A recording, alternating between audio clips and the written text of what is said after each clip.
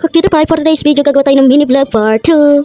So, naglalakad pala tayo dyan and gagala tayo for today's video. And hawak pala ni Papa si Dadan. Yan guys, maglalakad tayo. Tuloy-tuloy lang natin ang paglalakad at napapagod tayo. Ayan, sumilip ang aking nanay sa taas.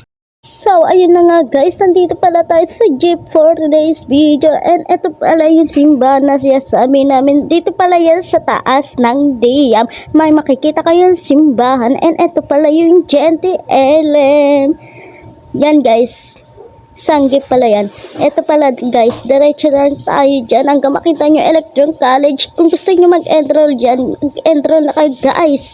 And yan, nasa Robinson na pala tayo. Napakabilis na walang biyaheng to, parang walang traffic. Yan. Nasa Wuhan Mall na tayo guys. Hi mga kakiripay! So dito naman guys, naghahanap kami kung saan kami pwedeng kumain. Hi mga kakiripay!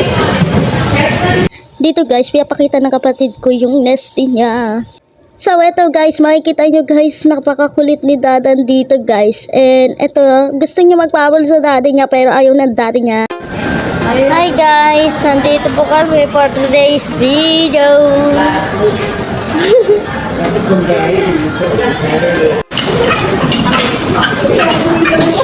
Hindi pala ganyan ang ito pala yung mga in-order nila Papa for today's video. Dito pala yan sa Gilingan Restaurant guys. Yan guys, tapos na pala dyan kami kumain. And may mga natira lang, tatapusin lang namin. So, nandito naman tayo sa Jollibee. Abang si ate ayaw order ng pagkain ni Ate Desiree dahil hindi nakasama sa Ate Desiree dyan.